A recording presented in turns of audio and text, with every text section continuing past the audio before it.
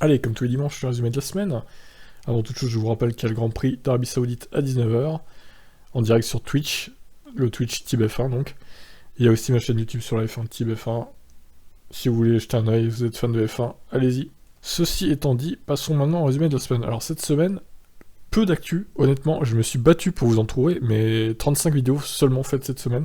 C'est pas parce que j'ai diminué de rythme, mais c'est juste parce qu'il n'y a pas vraiment d'actu intéressante en fait, tout simplement, sur les voitures électriques. On est à 10 de moins en moyenne que chaque semaine, que les semaines précédentes. Donc étonnant, un petit passage à vide de l'actu des voitures électriques, j'ai l'impression peut-être que la crise en Ukraine joue aussi. Donc on a commencé avec le début de la semaine qui a fait sauter une Model S sur location, pour le coup. C'était pas la sienne, avec Opar qui s'est encastré dans une voiture. Ensuite la police enquête donc, et essaie de le retrouver. Une prime de 1000 dollars a même été mise en place pour celui qui le dénoncera où il est, quoi. Incroyable. De nouveaux détails sur ce que prévoit Macron sur ses LLD de voitures électriques à 100 € par mois. Donc on n'a pas énormément de détails, donc ça sera à voir d'ici l'année prochaine, enfin même peut-être avant, vu qu'il sera sûrement réélu du coup. On va voir ce qu'il va vraiment organiser, même s'il y en a déjà des modèles comme la Spring qui sont autour de 100 € par mois. C'est un peu flou pour l'instant cette mesure. Starbucks s'associe à Volvo pour lancer un réseau de bornes de recharge rapide. Bon, pour l'instant ça concerne que les US. Porsche vise le 80% de voitures qui seront électriques donc dans sa gamme. Il manque un mot. Magnifique. À voir pour Porsche. Nissan dévoile les tarifs de son Ariya en Europe. Alors ça commence presque au bonus maximal. Bon, a priori vous pourrez avoir une remise normalement qui vous permettra d'accéder au bonus de 6000 €. Bon, maintenant un gros SUV pas très efficient pour être honnête, et des prix quand même globalement un peu élevés pour ce SUV. Musk révèle travailler sur un Master Plan 3 qui sera annoncé prochainement. Li Auto L9, un mastodonte électrique à prolongateur d'autonomie thermique, qui lui procurerait 1200 km d'autonomie, et dont 200 km en full électrique. Bon, pour l'instant, c'est un truc chinois qui n'arrivera pas en France. Guerre en Ukraine, des limitations de vitesse en baisse pour économiser pétrole et électricité. On parle de 120 km/h sur autoroute, voire 110, à voir. Après, rien ne vous empêche de rouler en dessous des limitations de vitesse sur autoroute. Il y a beaucoup qui le font déjà. Je vois pas pourquoi on pourrait pas le faire. Pas besoin que les limitations de vitesse baissent, pour le coup. Xiaomi devrait révéler son premier prototype de véhicule électrique dès cet été. On a hâte de voir. La Gigafactory de Berlin est officiellement ouverte en ce 22 mars 2022. Les 30 premiers modèles Y Performance ont été livrés. Enfin, j'ai envie de dire. Tesla propose de pouvoir changer sa configuration tout en gardant les tarifs d'origine. Mais ce n'est possible qu'aux US. Dommage. Maserati dévoile le Grey Calais Folgore 100% électrique qui sortira en 2023. Donc les thermiques ont la priorité cette année. Audi une citadine électrique dans les cartons pour dans 5 ans. Donc il y a le temps. Musk pense que les FSD Beta pourraient être dévoilés au régulateur de l'UE dès cet été. Donc en gros, peut-être que le FSD Beta serait dispo en France en 2022, courant de l'année quoi. Peut-être avant la fin de l'année. À voir. Le youtubeur accusé d'avoir fait sauter sa Model S donc à Los Angeles dément avoir été au volant. Donc l'enquête se poursuit. Je vous tiendrai au courant s'il y a des news.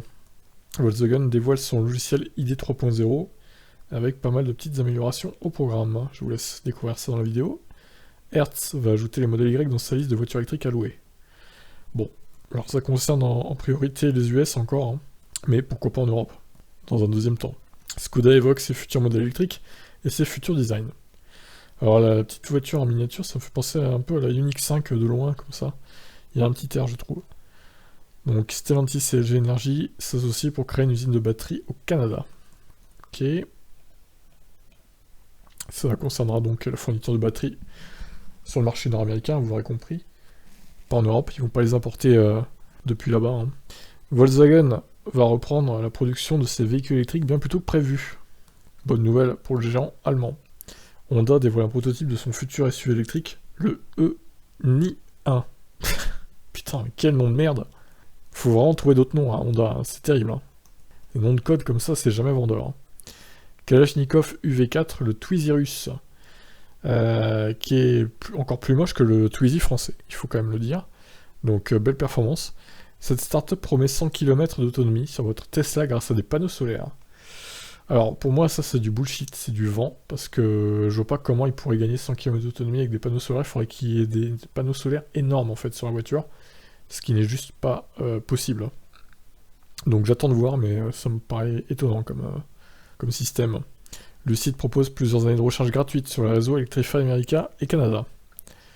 Bon, la voiture coûtant un bras, hein, un rein, même deux reins, voire plusieurs reins. Écoutez, ils peuvent bien, hein, j'ai envie de dire. StoreDot communique sur plus de 1000 recharges rapides sans perte notable d'autonomie. Là aussi, hein, la batterie révolutionnaire de la semaine, si on peut dire. Tesla dépense 3 fois plus qu'un constructeur lambda en recherche et développement par voiture. Donc voilà, ça sort d'une étude hein, qui a fait tous les petits calculs, ça vaut ce que ça vaut. Le Royaume-Uni va installer 300 000 bornes de recharge pour voitures électriques d'ici 2030. Eh ben, il y a du boulot, hein. Ils sont qu'à 30 000 là. Alors, Volkswagen retarde le lancement de l'ID5 à cause de la guerre en Ukraine. Fortescue développe un train capable de recharger ses batteries grâce aux pentes des tronçons de train, quoi. Étonnant. Là aussi, bon, j'ai pas trop compris en quoi c'est trop révolutionnaire, mais bon, pourquoi pas. Les livraisons de l'agneau ET7 vont enfin débuter en Chine. Ford veut adapter ses voitures électriques au télétravail. Bon, là pareil, je suis pas sûr que ce soit hyper utile, mais bon, pourquoi pas. Ça fait de la com'. Un convoi de Tesla s'organise depuis l'Irlande pour aider les réfugiés ukrainiens. Donc ça a été médiatisé, il y a eu même une cagnotte en ligne de lancer. Le FSD bêta de Tesla débarque enfin au Canada, via la mise à jour 2022.4.5.20. Prochaine étape, l'Europe, comme je l'ai dit tout à l'heure, peut-être dans le courant de l'année 2022. Tesla ne raccourcit plus le temps d'attente de la livraison si vous ajoutez la capacité FSD. C'était la petite astuce, hein, du coup, ces dernières semaines. Bon, ça ne marche plus, apparemment, même pour chez nous. Et enfin, la dernière news de la semaine, un juge approuve le versement de 40 millions de dollars de la SEC aux actionnaires de Tesla. Donc, eh ben, écoutez, ils vont se frotter les mains, les actionnaires Tesla. Bon, bah, du coup, voilà, je vous invite à vous abonner à mes autres chaînes, hein, du coup, la chaîne Twitch sur TibF1. 175 followers, ça monte doucement mais sûrement. Sur YouTube, par contre, ça monte fortement. On va peut-être dépasser Electib bientôt, hein, du coup. Plus que 600 abonnés d'écart, hein, regardez, on est à 5460 sur Electib.